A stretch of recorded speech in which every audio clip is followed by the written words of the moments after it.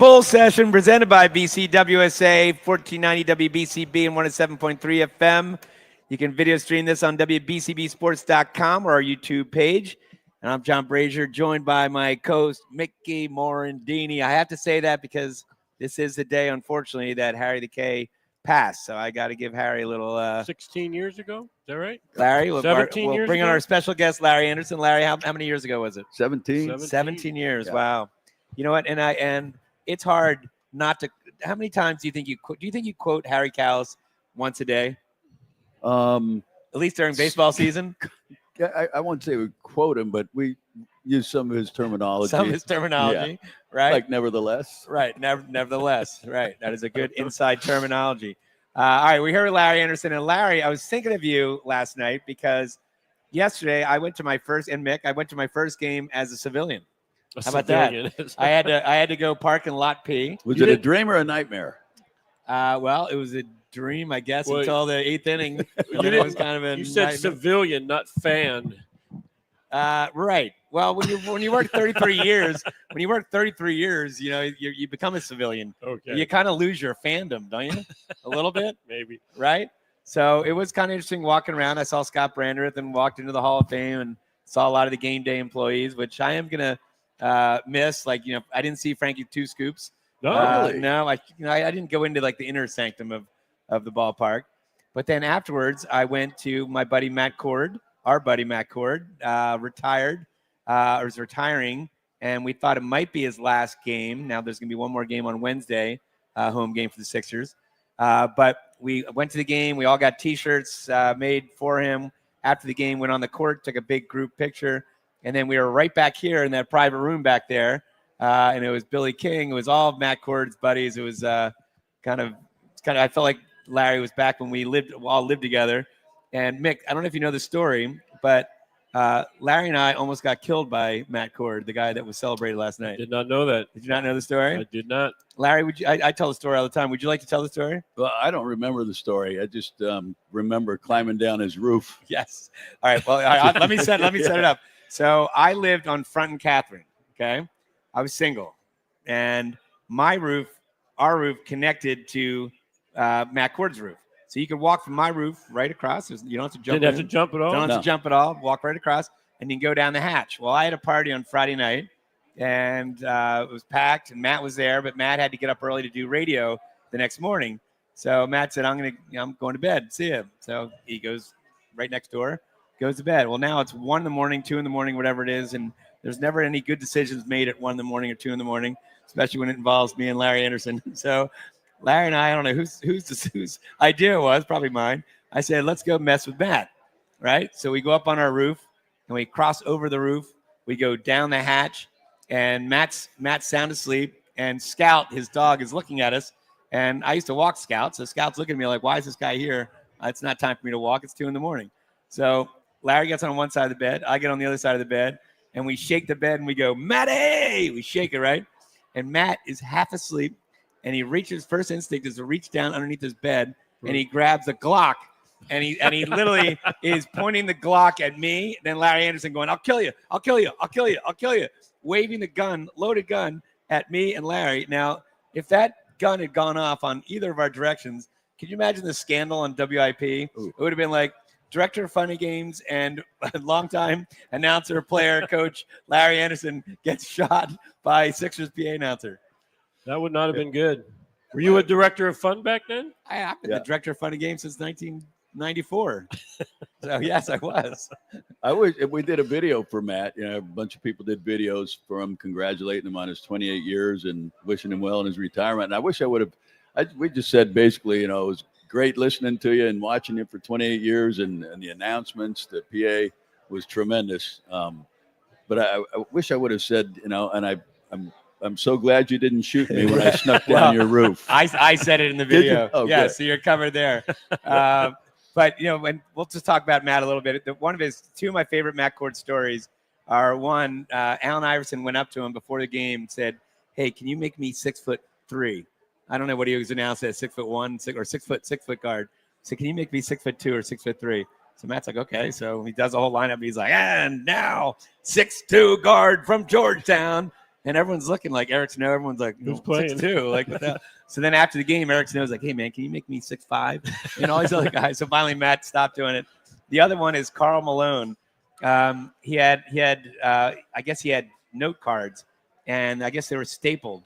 And when he gets to the end, Karl Malone's obviously the last guy to be announced, right? Star player. So he goes through the 4 guys, and he can't find the 5th card. So instead of just improvising and saying Karl Malone, he just ends it after the 4th guy, and then the lights go down, and then the Sixers, lineup does that. Well, after the lineups, lights go up, and Karl Malone comes over and he goes, "Where's the PA guy?" And someone points to Matt. He goes, "Let me introduce myself. 10-time All-World, 13-time All-American, all whatever NBA, Karl Malone." He's like, I know. He goes, Matt's like, I had this piece of paper and it got stapled. The staple caught in the other one. And he's like, so you're telling me that a staple cost you from calling my name? It's like, good for Matt Cord. Congratulations. So, and speaking of basketball, Larry, I don't know if you knew this. You guys are both. I'm talking to some multi-sport athletes here.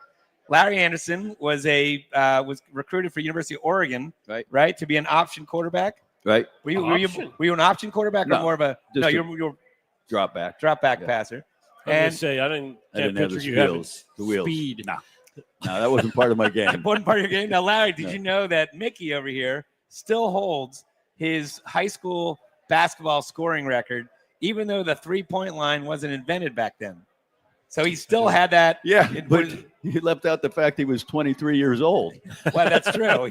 He was on NIL before NIL took place.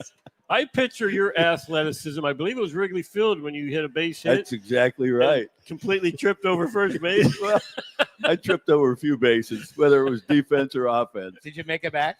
Yeah. You made it back. All right, that's good. Yeah. All right. So LA. So this is I think, Mick, and then maybe this will be the start right here.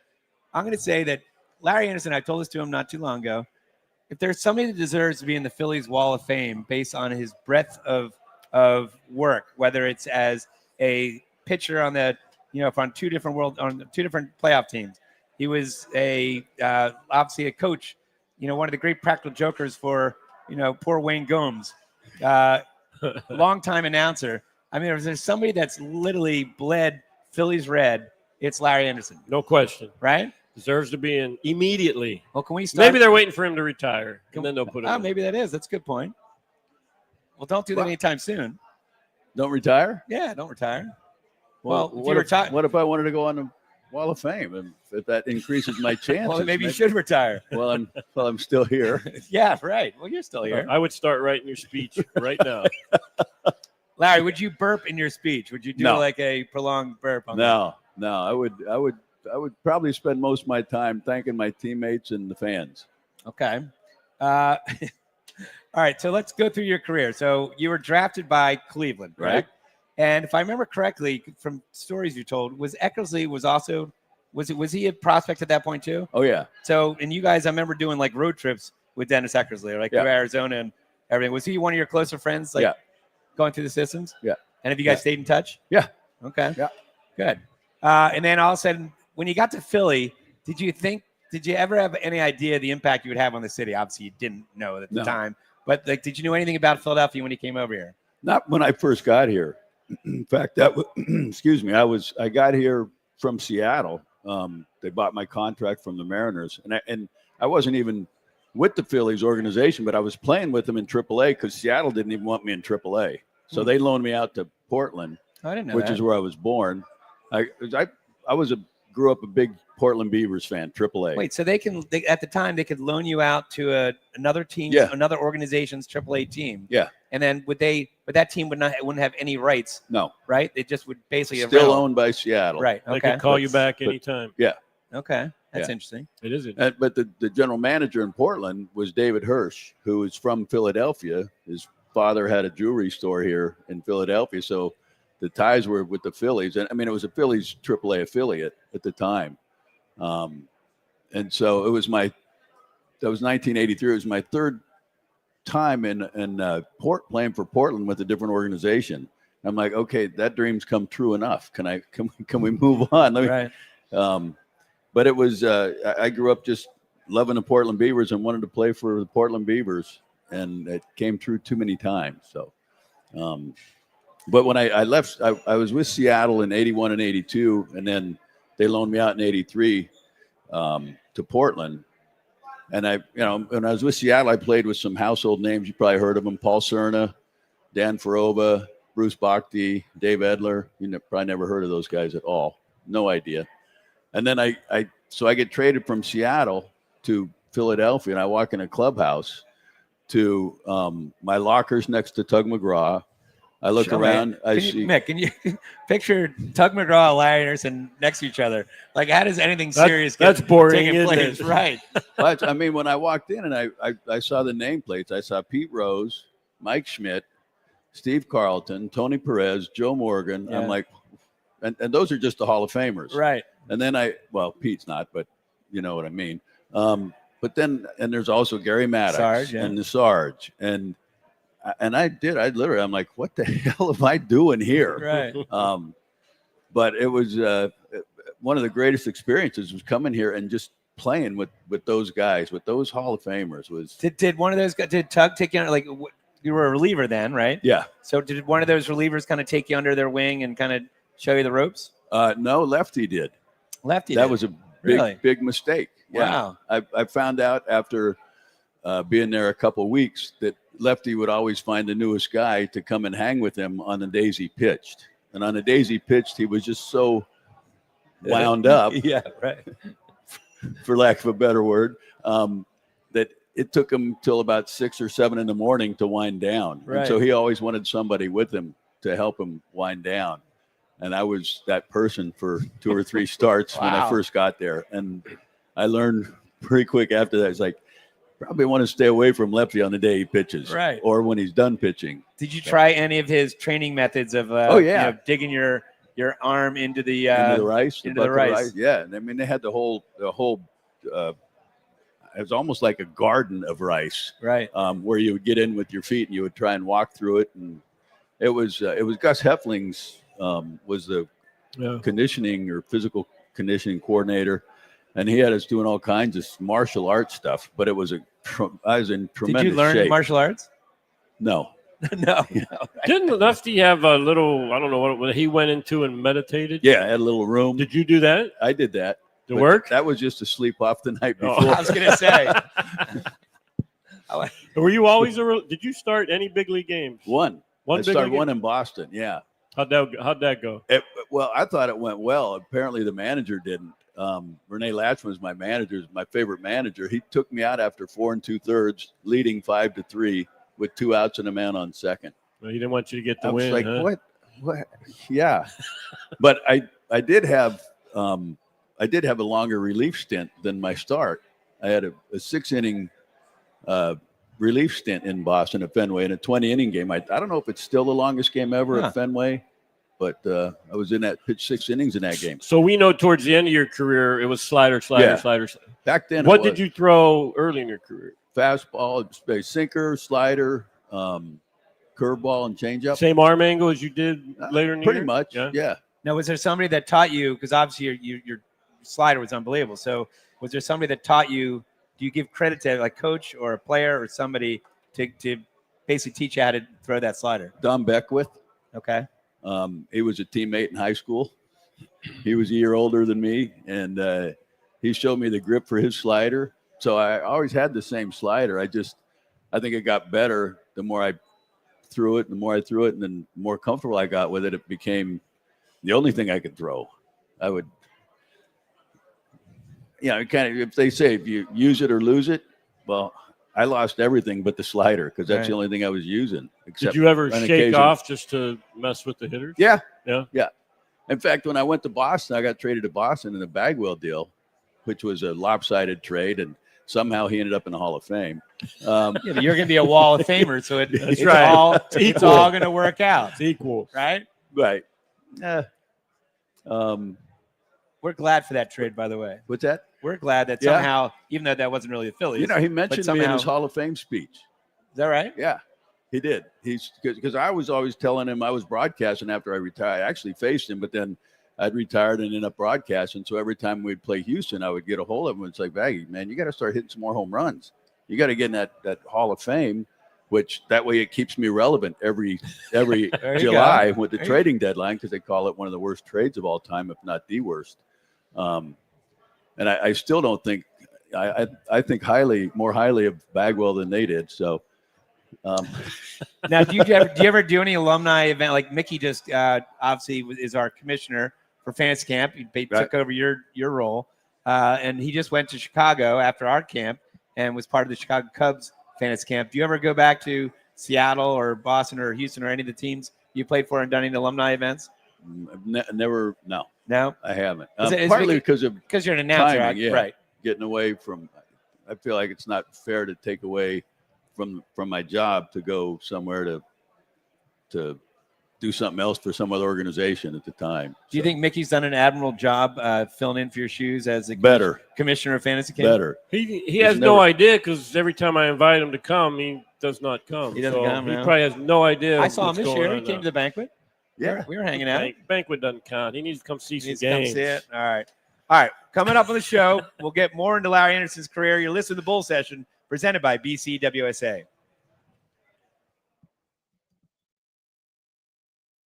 Hey BCWSA customers, this is Tommy Greene from the 1993 National League champion Phillies. My friends at BCWSA are committed to providing us with safe, reliable water and sewer services. They operate state-of-the-art treatment facilities, provide clean drinking water, and make much-needed investments to protect our environment and ensure a sustainable future. Learn how BCWSA's investments help grow and serve our communities. Visit bcwsa.net. BCWSA, proven. Hey, Need auto service in a hurry? No one offers more service centers than the Peruzzi Automotive Group.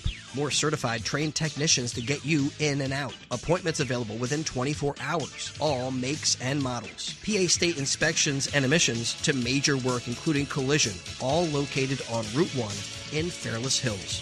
Visit any Peruzzi dealership for fast service. Peruzzi Buick GMC, Peruzzi Nissan, Mitsubishi, or Mazda, and their collision center. Penn Community Bank, we're your financial partner for all of life's moments. Our checking accounts are designed with you in mind, providing convenient access and 5-star mobile and online banking services to help you achieve your goals. Right now, you can earn a $350 cash bonus for opening a qualifying new checking account with direct deposits in the first 60 days. Visit PennCommunityBank.com/cash bonus to learn more. Penn Community Bank, here we grow. Offer terms and conditions apply. Limited time offer subject to change. Ask for full details. Member FDIC.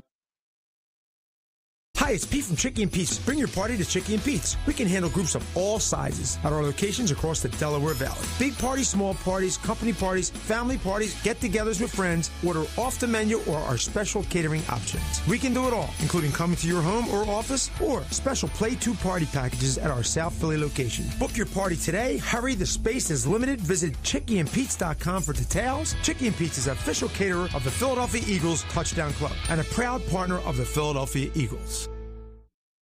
Hey BCWSA customers, this is Tommy Greene from the 1993 National League champion Phillies. My friends at BCWSA are committed to providing us with safe, reliable water and sewer services. They operate state-of-the-art treatment facilities, provide clean drinking water, and make much-needed investments to protect our environment and ensure a sustainable future. Learn how BCWSA's investments help grow and serve our communities. Visit bcwsa.net. BCWSA, proven.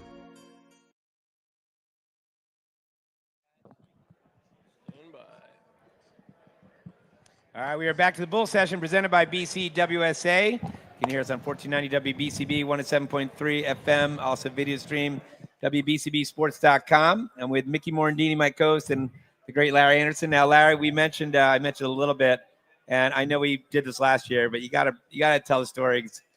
You're going to tell the story every year as long as you keep coming on the show. Wayne Gomes, one of my all-time favorite players. Love Wayne Gomes. And Gomesy, for me, I don't know if you heard this one. So in 1994, when I first started with the Phillies, Tom Burgoyne did the music for the team. And Dave Raymond retired after 93 season, so Tom became the best friend of the Fanatic. Then somebody needed to do the music. Well, Dennis Manning, who hired me, found out I was a music guy. He said, can you be the DJ? So I did it for a couple of years, which was great. I even did the All-Star game in 96. Well, Wayne Gomes at one year, I guess it might have been 94, 95, somewhere, that Wayne said, hey, man, I'm coming in to close. Can you play this? This is how long ago it was. Can you play this cassette tape when I come in? Now, this is before walk-up music. This is before, people requested songs. So I said, no problem. So thankfully, in the 7th inning, I decided to listen to the tape, while there's a little break in action to see where I was going to cue up the song without thinking that I had to edit it or I couldn't play it. Well, sure enough, I'm listening to it in my own headsets, and there's a curse every other word. And I'm like, Wayne, so I don't play it. I go to the clubhouse after the game. Wayne's like, hey, man, I came in. You didn't play that song. I said, Wayne, were you trying to get me fired? Like, if I played that song, I'm done. There's a curse word. He's like, what, you can't play that? I'm like, no, man, you can't do that. Wayne Gomes is one of the funniest guys. And wasn't there a story, before you get to the practical joke, wasn't there a story where with the Rubbish Ranger? Yes. Can you tell that story? It's he's in the stands charting the game. He pitched the night before, and some fans were giving him a rough time, and so something happened. Somebody was getting on him, and they wanted him to sign it, and he goes, I can't sign it here. So they started blasting him, and it was almost like you're getting this couple of Rubbish Ranger came down. And with Deputy Debris. Yes. And for those that don't know, Rubbish Ranger is like a Boy Scout, basically, with a Lone Ranger mask and a cape, and he cleans up the trash, and he's got his deputy, who's basically a Cub Scout, who's got his mask and his cape, and he's Deputy Debris. So go ahead. So there's something with the Rubbish Ranger, something about his costume or his outfit that had it was like not styrofoam, but I'm trying to think, like like hair. It was like fake hair or whatever. Okay. Well, they're getting in a scuffle. All of a sudden, they break it up. Everything gets broken up, and Gomesy has all this, this I don't know, like string, like the Fanatic string stuff. Right. It was like that, all over his hair, stuck to his hair, and it just. You kind of had to see it to believe it. Now, what I heard is that Ed Wade was our general manager, and I guess they were trying to find out, like, something happened in Reading, and someone called up and said, yeah, your number one draft pick got in a scuffle with Deputy Debris and the Rubbish Ranger. Yeah, and there was one other one was his mechanics weren't real good. He balked 6 times in the first inning. Okay, that's not good. That right? was after walking like 3 guys. Yeah. So there's a guy in the stand sitting just to the left of the dugout, and it's a guy that's at every game. And so Gomes is coming off the mound after the first inning, and this guy's hooting all over him. He's screaming at Gomes, and So Gomes, he gets in the dugout. He's hot. And I'm like, what are you doing? You walked 3 guys, you balked 6 times, and you're worried about a fan yelling at you. And he goes, where is that guy? Because I'm going to go up there and kick his ass. I said, well, he's right there. But just so you know ahead of time, he's blind, so you shouldn't have any problem. Jeez. Oh, jeez. It was a blind guy, and he wanted to go kick his butt. Wow. Unbeknownst to him, he was blind. But all right. So then I guess then you had it in your mind that you've got to basically you're going to have to get Gomesy somehow, right? Because they were charting games before each game. The pitcher for the next day would have to chart. And he kept, every time somebody had a chart and was charting, he would go over there and break the pencil. So I'd have to go back through the dugout, through the concourse, into the clubhouse. So I'd have to walk every time they broke a pencil. I have to go get a new one. Until I finally realized maybe I should just keep more pencils on the bench. But he kept breaking. I said, you know what? You keep doing it, I'm going to get you. You're going to be sorry. So he kept breaking the pencil. So one time I said, that's it. So ESPN had called me, ESPN, the magazine that was out then at that time, and said, hey, would you care to do a practical joke or something? We could set something up, somehow, some way with somebody. And I said, I just happen to have the perfect person we could play a prank on, Wayne Gomes. So we had it set up. We talked to general manager, Lee Thomas, I believe at the time. His agent knew, just about everybody in the organization knew we were pulling this prank. But not the players. Right. So, and Bill Dancy was our manager. George Culver was our pitching coach. So I cleared it all with them. So we had a meeting before a game and announced that Wayne Gomes had been traded to Japan.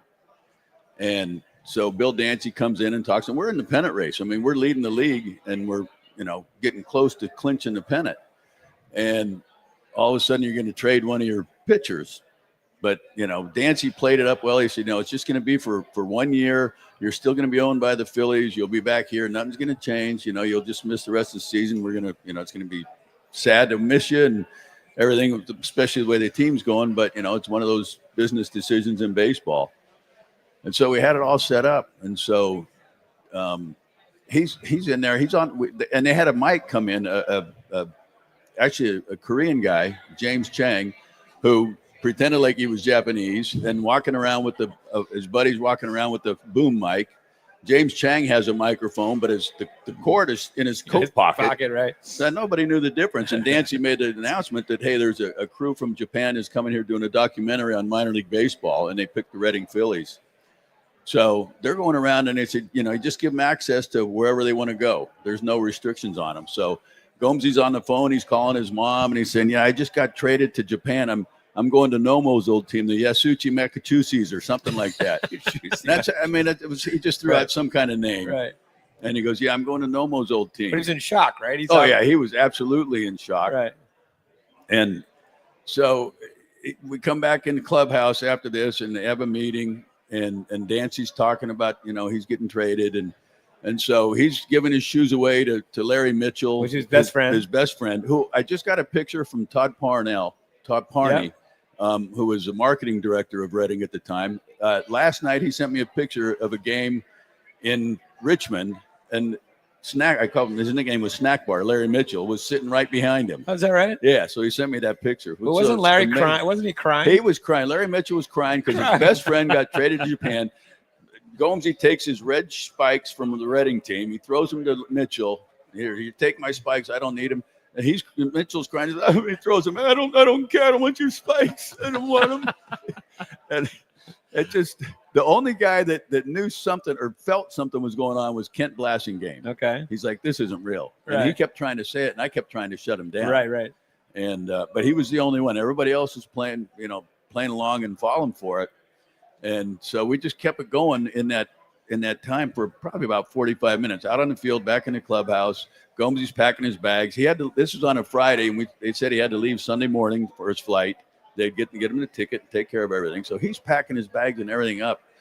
And so Bill Dancy, after all this long spiel and everything, said, you guys got anything to say? And George Culver, pitching coordinator, made a few comments. And then Dancy said, Andy, do you want to say something? You want to talk? And I said, so I got up and I said, well, it's tough to do right now. We're in the middle of a championship run, and the way things are going, we got a chance to win this whole thing. And I just want you to know that all the fun we had, and we're breaking the pencils and charting guys, and I said, I told you I'd get you, and I said, I just got you. Oh, and he just tell me the sense of relief. You've never seen a bigger smile. Right. I mean, the corners of his mouth touched each ear. Right. It was just, and everybody was like, what? Right. Except Blassingame. I knew it. Right. But everybody else. And Larry Mitchell stopped crying. Oh yeah, he stopped crying. It took a while, but he did. But that was one of the better one of the great. Well, and then they tried to replicate that with Kendrick, yeah. Right? And that was good, right? But it wasn't like that. That was the primo. Yeah. Now the other one too that a lot of people know you for as well was, I guess it's kind of goofy, but Mike Schmidt was struggling, right? Right. And didn't you recommend that he come to, and he made some comments to the press, and then I think you recommended come out with a wig. Yeah. He made some comments in April I believe it was Montreal, and he made these comments in April, but I don't remember who the writer was, but they held on it. They sat on it. Right. And then when in July, we're on a road trip, and it was a terrible road trip. And we're on our way home, and the writer decided, well, this is a real good time to just crush Schmitty, Right. It was just, there was no other reason to it, just to make Schmitty look bad. So this article comes out about the fans are horrible and they're trashing the Phillies, and he just came out and blasted the fans. Right. So this comes out. So he's in a clubhouse. He's like, I'm going to get crushed. I'm going to go out on the field for take infield practice, which they used to do before every game, or just about every game. And he's like, they're going to kill me. I said, Schmitty, you got to go out there and put this. I had the wig on, the long wig. I said, put the wig on and go out there, and he's going to. So I want to take infield at first base. I'm not going all the way out to third. I want to get as close as I can to the dugout to get away from it. I said, well, just put this on. And then Steve Jeltz had a pair of fancy sunglasses. He said, here, take these too. I said, Schmitty, that's your best bet. Put the wig on, put the sunglasses on, go out there. And he's like, I mean, he fought it. And he finally agreed. He's like, all right, well, I'll give it a shot. He walks out of the dugout. They see him, and they gave him a standing ovation. Yeah, that's great. And I think a lot of it was because people like that, superstars get, like Mick, they get put up on a pedestal. Yep. And people look at you, and they never see the vulnerable side of you. Yep. They just see you're a superstar. And I think the fact that he went out there and did that, it was like he made himself more human. Yeah, definitely did. So he got a great ovation. So all right. Well, coming up, we're going to have more stories from Larry Andersen. You're listening to the Bull Session presented by BCWSA. You can't ask me any more stories.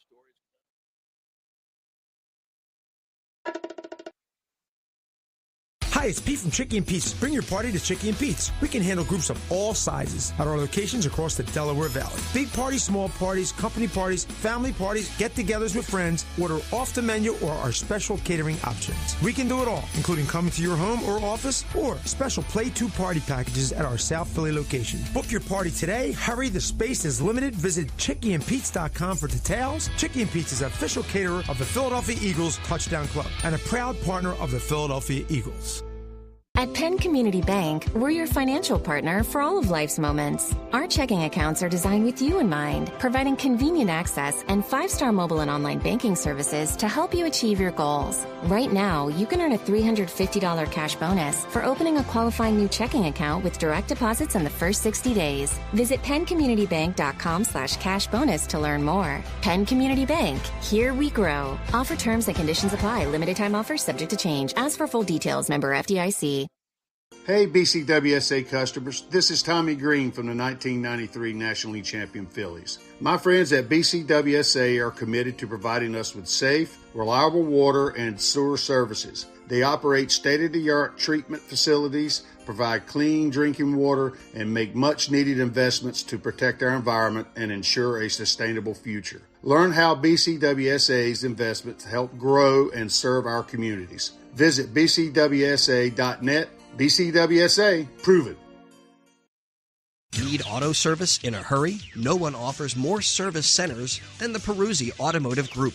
More certified trained technicians to get you in and out. Appointments available within 24 hours. All makes and models. PA state inspections and emissions to major work including collision. All located on Route 1 in Fairless Hills. Visit any Peruzzi dealership for fast service. Peruzzi Buick GMC, Peruzzi Nissan, Mitsubishi, or Mazda, and their collision center. Back to the Bull Session presented by BCWSA. I'm John Brazer, joined by Mickey Morandini and our special guest, Larry Andersen. And Larry, we were talking about practical jokes. Right. What was the story behind these sunflower seeds that you had pinched all over your face? No story. It was just something I did in the bullpen to pass the time. You're bored?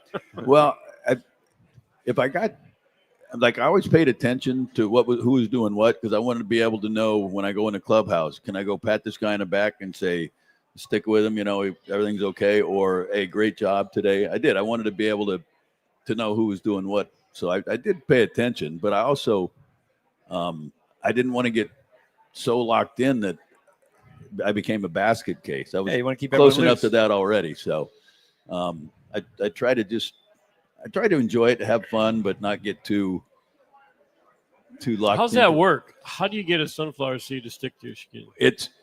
You have to have strong fingers, and you just barely pinch the tip of the sunflower seed. So you squeeze the outside of it and push it against your skin, and it pinches. So does it leave marks? No. Well, marks. I mean, there might be a few. I don't know. I can't. Yeah. You see a few? No. But I think my record was 86. Okay. 86 sunflower seeds. Was that based on your record? Like, were you beating someone else's record, or was it your record? Just my record. I don't know if anybody else Book of World did it. Records? Yes. Yeah, is it in there? I didn't. Other guys would mess with it and try it, but they'd usually get frustrated and just give up on it. All right. So I believe that, and I can't imagine there's another more entertaining person that's ever put on a Major League Baseball uniform than yourself. But from your perspective, who's the most entertaining person you've ever played with, played against? If you want to go on a trip for a week with this guy that you're going to guarantee to have a great time. Honestly, one of the funniest guys, and I don't know if everybody on the team realized, I think a lot of them did, but David West was, okay. I just thought he was hysterical. He had terminology like Eckersley growing up, coming up through the minor leagues. He had like, he made stuff up. He just would like paint in the black. Like I never heard that before. He was the first one I ever heard that from. Or this guy took me yard. You're not going to believe him. Like, what do you mean? He hit a home run off me. Right. Like he would say stuff that you just he had his own lingo, and he was. I tell you what, he was one of the most cocky players I've ever been around, and I could see where teams that played against him couldn't stand him. Eckersley, yeah. But he would be on the mound, and I don't know if it was the game where he threw a no-hitter in Boston, but I'm pretty sure it was in Boston. It was a certain game, and he was punching guys out right and left.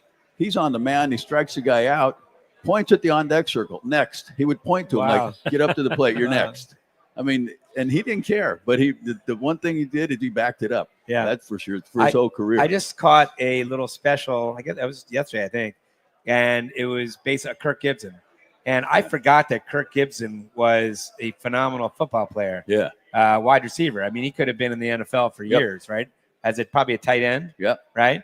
And they showed, obviously his big home run was against Eckersley in that moment when he was on the bench and he was hurt, and nobody's gonna. They're saying, where's Kirk Gibson? I guess he's not even on the bench. He can't play. And then he comes in that big moment and hits that home run. Yeah. So, and the poor guy is suffering from Parkinson right now. So is he? Yeah, pretty badly. But the whole feature was on Kirk Gibson about that. All right. Also talking about characters, you had the pleasure of and honor of working with Harry Kalas. Yeah. We mentioned earlier, 17 years to the day that he passed away. Tell us what it was like. I know you traveled with him. You guys were you sat next to each other on the plane. What was your relationship with Harry the K? Tremendous. We had a great relationship. The one thing I think, and everybody obviously loves listening to Harry, and I think that's when I first started working with him. I remember Dan Stevenson, who did our video, his nickname video. A couple years in, he's like, dude, or a couple games in, he's like, you're like a deer in headlights. He's like, you need to chill a little bit, relax a little bit. And I'm like, do you realize I'm working with Harry Kalas? Right. Would you want to be talking when he's sitting next to you, or would you just want to listen to him? And that's where I caught myself. I just want to listen to him. Right. But I think one thing I would say, if there's one thing that I don't think people realize, is how funny he was. He could say stuff off just out of nowhere, and just floor you, right? Because in a very dry way, right? Absolutely, very subtle and very dry. But when it came out, you would just First, you would just go, "What?" And then you just start laughing because he was just that's the way he was. Well, it's interesting that you guys got the ultimate sign of respect. That when you go on team travel, the coaches all sat in the front with the manager in the first class. And then the beginning of second class was like the front. Well, back then it was writers were there. Right. I can't believe the writers travel with you guys. You had writers, and then you had front office staff like myself back then or whatever, trainers and strength conditioning guys, this and that. And then you have the younger players, and then it goes all the way back to the veterans. Now, you had special dispensation and Harry, which again is a honor that you guys were allowed to sit all the way in the back, even though broadcasters typically to players are an extension of the front office, and they want to talk freely about trash the team or trash whatever, and right? And they don't want the announcers near you. But again, you guys, part of it, Harry wanted to smoke back then. Well, yeah, back then you could smoke on the plane, and we both smoked at the time. So, but we sat back there when I played. After I retired, we sat back there until. I don't know, early 2000s, somewhere in there. And we got a couple guys went to the manager and said they don't want Harry and myself back in the back of the plane anymore. And now this was a team that, I don't know, I'm guessing lost 100 games. Right. Like they didn't have anything else to worry about except the broadcasters. And these guys, if I remember, were short timers. They weren't exactly around for a long time. Yeah. Tell them the story in '93 when we got stuck on the runway for a couple hours. You guys were drinking back there? Well, yeah. we were sitting in the back of the plane. That was in 93. 93. I don't think it was 93. Was it 93? No, because I was on that flight. It was out to Colorado. 94. 94. Yeah. And we were going to Colorado. There was thunderstorms all the way in between. So we sat on the tarmac for 3 hours. Yeah, the captain came on right when we all sat down and said, "Sorry, we shouldn't attack, but we're here. There's gonna be bad weather. Sit back, drink, eat, whatever. We'll keep you updated." So I kind of at the time I knew we were going to be there for a while, so I went and picked up all the Miller Lights I could find and put them in the back seat, the back row, for me and Harry, being the selfish person that I am. And then I guess, I don't know if Harry was already tired or just got a little banged up, but he couple see-throughs fell asleep. I won't say passed out. He fell asleep. Nice way of saying that. So he had the shades down. He fell asleep, and I don't know, probably two hours later, he wakes up, opens up his eyes. He looks at me, called me breakdown, and he looks at me and goes, "Pretty smooth so far, breakdown." I was like, "HK, we haven't left the runway." What? They lifted up the shade, and we're still sitting on the runway. Oh my gosh. And then you obviously worked with our buddy Wheels, right? Yep. And then Sarge, you worked with a lot of legends there. Yeah. LA, yeah. Right? Definitely. But I got to say too that, in our generation, I grew up in Philadelphia and listened to Harry and Whitey, and those guys you never thought that anybody could ever approach the level they became. I mean, they were like Mutt and Jeff. I mean, they were like the perfect mix. And then to this generation, you guys have almost gone beyond that. I mean, you and Fransky make such a great pair. You can tell on the air, obviously Mick and I know you guys, so we know you guys are really tight and really good friends. But you can tell, even if you've never met you guys, you can tell that there's instant chemistry. And I think there really does need to be chemistry. And you both play off each other so well. Scott knows what gets you going. Oh, yeah. You know what gets Scott going. Scott's very good at setting you up, and then you're very good at delivering what he's setting up.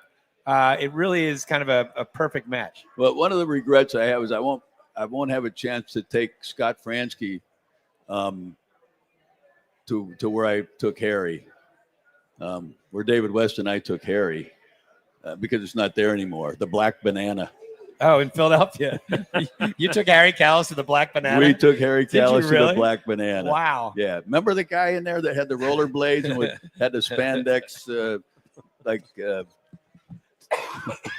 with the T-shirt, the sleeveless T-shirt, and skating around, and I don't know. I'd love to be a fly on the wall on that one. Well, it was funny because then it's like for the next, I don't know, probably month, it was during batting practice at home. Harry would holler out from the booth at the Veterans Stadium, "Breakdown, the Double B, the worst bar I've ever been to in my life."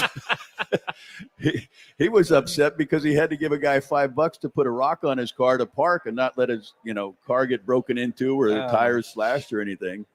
But we went in there. Yeah, Harry went in there with his white shoes, his white belt, fit right in. Oh my gosh! Now that's obviously. Do you still go to the Lodge when you guys play in Chicago? I haven't been there in a while. The Lodge is a place on Russian Division that's peanut shells on the floor. Yeah. And, back when the players would all go out, now the veterans would go out. Yeah. Right. I don't know if I could do it today with social media. Yeah. I think that's the problem, right? I think that's a big problem. We went out a lot, probably more than we should have. Yeah, but nobody's taking a picture of you with a beer, and then when you blow a save, then like Larry Andersen blew the save because he was out drunk last night. When you might have had that might be the only drink you had that night. Perhaps. Right? Perhaps. Nevertheless. Nevertheless. And Harry Cowles too, one of his favorite. I remember going to Lefty O'Doul's in San Francisco. It's a piano bar right off Union Square, and he absolutely loved that place. He loved any piano bar. Any piano. Redheads in Chicago, we would go there before the lodge. Yeah. Harry didn't spend much time in the lodge, but he would go to Redheads because they had a piano. He had to have somewhere where they had a piano where he could sing. Yeah. He should have just gone to Downey's and could have done some karaoke. That's right. You know what? Well, when we go to break, let's talk about Downey's. We'll talk further about Scott Fransky, and let's talk about this year's team. You're listening to the Bull Session presented by BCWSA.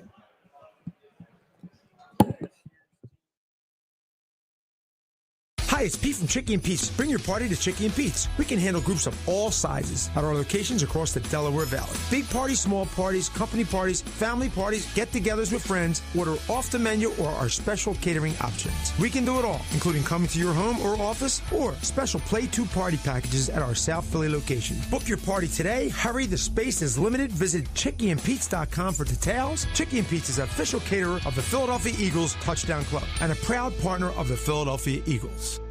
At Penn Community Bank, we're your financial partner for all of life's moments. Our checking accounts are designed with you in mind, providing convenient access and 5-star mobile and online banking services to help you achieve your goals. Right now, you can earn a $350 cash bonus for opening a qualifying new checking account with direct deposits in the first 60 days. Visit PennCommunityBank.com/cash bonus to learn more. Penn Community Bank, here we grow. Offer terms and conditions apply. Limited time offers subject to change. As for full details, member FDIC. Hey, BCWSA customers, this is Tommy Greene from the 1993 National League champion Phillies. My friends at BCWSA are committed to providing us with safe, reliable water and sewer services. They operate state-of-the-art treatment facilities, provide clean drinking water, and make much-needed investments to protect our environment and ensure a sustainable future. Learn how BCWSA's investments help grow and serve our communities. Visit bcwsa.net. BCWSA, proven. Need auto service in a hurry? No one offers more service centers than the Peruzzi Automotive Group. More certified trained technicians to get you in and out. Appointments available within 24 hours. All makes and models. PA state inspections and emissions to major work including collision. All located on Route 1 in Fairless Hills. Visit any Peruzzi dealership for fast service. Peruzzi Buick GMC, Peruzzi Nissan, Mitsubishi, or Mazda, and their collision center. I guess we'll stay. All right, we are back to the Bull Session presented by BCWSA. I'm John Brazer, joined by Mickey Morandini and our special guest, Larry Andersen. So, Mick, while Larry's signing autographs, Larry Andersen, did you interact much with Larry on the 93 team? I think we all interacted on the 93. We all got along well. So there wasn't like the pitchers on one side and the hitters on the other side? No, not really.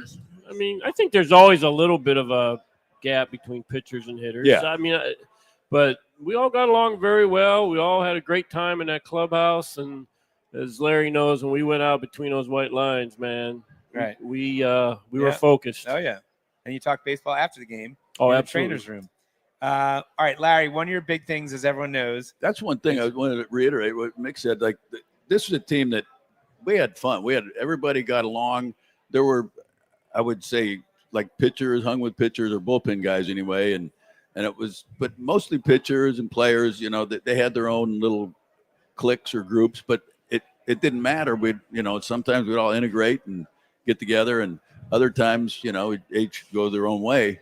But when they cross the white lines, and that's one thing for me, I have a love-hate relationship with the 93 team and a lot with Chase Utley. And people are like, well, how could you hate the 93 team or Chase Utley? It's like, because the way they played the game has made me more aware of how the game's supposed to be played. Right. And when I don't see it happening as a broadcaster, I call it out. And is it unfair? Maybe. But just, the guys, the 93 team, after 24 years professionally playing, I saw guys going out and playing every single game the right way, doing whatever they had to do with 3 platoons. Yep. And everybody pulled for everybody. It was just, and it's a different, and they did things right. And it's a different game. I mean, like just the other day, I'm sure you were, well, you weren't on the air because it was the Dodgers, but when Freddie Freeman got hugged by the second baseman who tagged him out, right? Like, can you imagine that back in your day?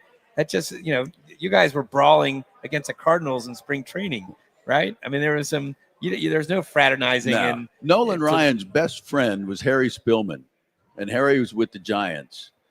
Harry's wife ran Nolan Ryan's companies. Okay. Back in where'd they live? Can't think of the name of the town they lived in Texas, small town outside of Philly. But Harry Spillman's wife worked for Nolan. I keep wanting to say Nolan Ryan. Nolan Ryan. I want to say Aaron Nolan. I don't know why, because I'm old and forgetful. Right. But when we would play San Francisco, Noli would not look at Harry. He wouldn't speak to him. He wouldn't say hi to him. Right. I'm not kidding. It was like Nolan was like, when I'm on the field, I'm an Astro and I don't like the Giants, or I don't like whatever team we're playing. And he refused to talk to him. And it was, that was the way it was. You just, we'll fraternize, we'll get together, we'll have dinner after the game or after the season, but we're not doing it right on the field. All right. Before we get to the current team, now the automatic ball strikes, everyone knows that you and umpires don't really see eye to eye, right? So is it's interesting because, it's kind of, you never want to show up the umpires, but this automatic ball strike is basically kind of putting them in the crosshairs a little bit. Oh, big time. But I mean, when you look at some of the calls that they miss, or they missed by a fraction of an inch, right? Yeah, it's like you have more respect for them, right? Well, you should have more respect for them, I should say. I don't necessarily mean you do, because just because they only get challenged a few times a game doesn't mean they get all the pitches right. Right. So I like the system because I think, obviously Phillies could have used it last year in the Dodgers series, right, on Sanchez. Big time. Right, in a key situation. And it's not slowing down the game. It's pretty quick. Yeah. Right? Now, the current team, obviously I was at the game. I mentioned I was at the game yesterday. Off to a slow start, 7-8.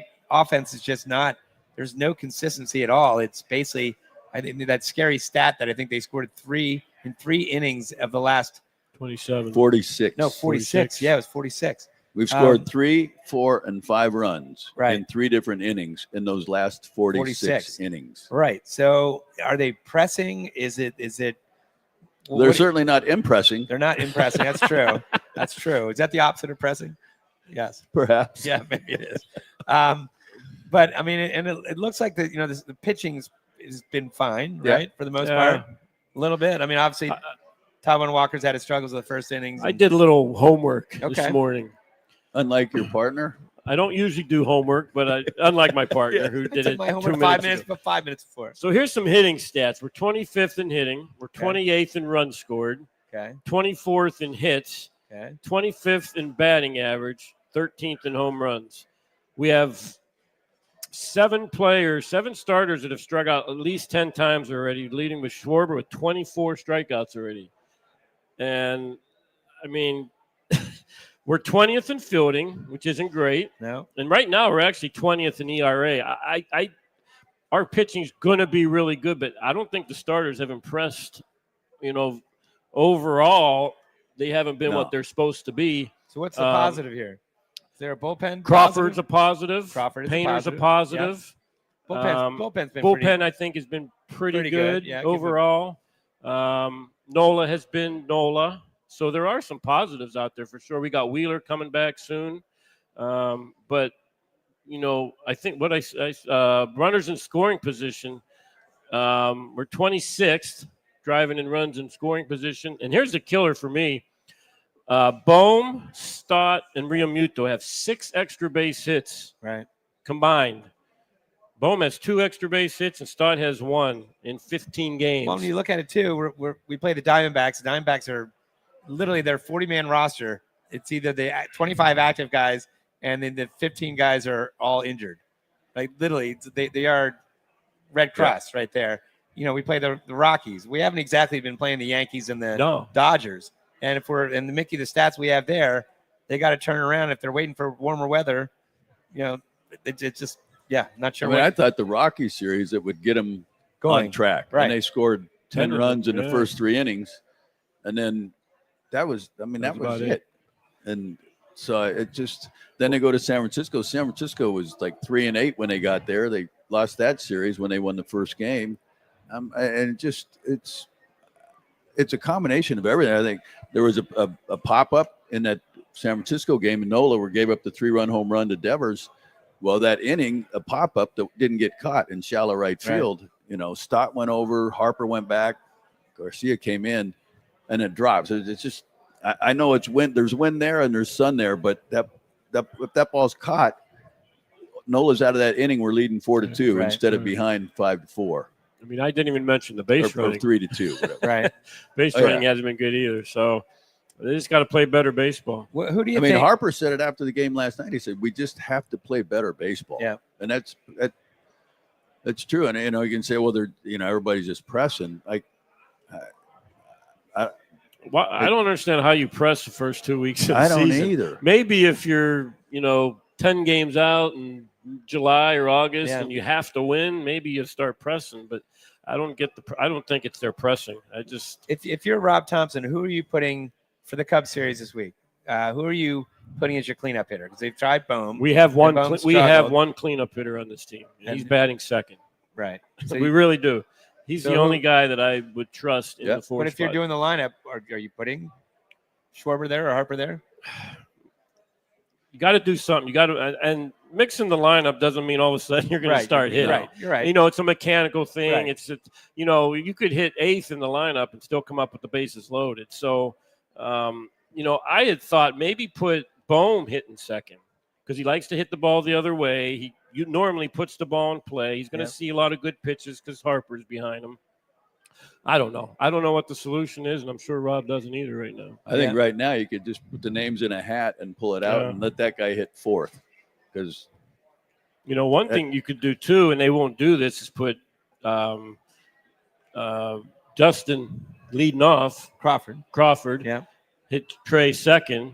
And move Schwarber to now, 4. Is that putting too much pressure on a young? Well, that's why I said they won't do it because he's really being successful in the 9 holes. So I like the fact that he puts the bat on the ball and he's got the speed. Obviously, if he hits it on the ground, he can get to first. But until Bohm, Garcia, Stott, and Realmuto start hitting, it doesn't matter. I don't know what happened. Stott had just an unbelievable spring, and he finished last year really swinging about bat well and not hitting those pop-ups to the left side. And in the spring, he was hitting everything everywhere, gap to gap. I mean, and everything he hit was hard, even his outs. And then all of a sudden the season starts and it's just, he's back to where he was for most of last year. And you can't pin everything on one guy. There's a few guys struggling, obviously, when you look at the numbers that Mick just mentioned. But I guess another positive is Painter. Painter's, yesterday was obviously a bummer. You hear before the game that he's got a migraine, but then he comes in the third inning, fourth inning, and pitched great. Yeah, and he's mixing pitches. He's pitching not like a rookie season, right? So, all right, well, but we're not. It's early, right? But at the same time, I swear, all we ever say is it's early. We've been saying that for a few years, haven't we? Well, maybe. I will say this: we ended up one game out of first place last year to be the number 1 seed, and if we'd have been a number 1 seed, we'd have skipped LA. Right. So these April and May games, they mean something. Important. They mean something. They are. Absolutely. All right. Well, next week we're going to have our buddy Dickie Knowles on. We're going to be out in Warrington. So, Mick, are you on next week? No, Tommy Greene. All right. Well, that wraps up this week's Bull Session presented by BCWSA. Thanks to my co-host, Mickey Morandini, our guest today, the great Larry Andersen, our producer, Chris Ermer. As I said, we're going to be back next Monday in Warrington, PA with our guest, Dickie Knowles. Until then, have a great week. And as the late, great Harry the K says, outta here. Thanks, Braves. Thanks, Mickey.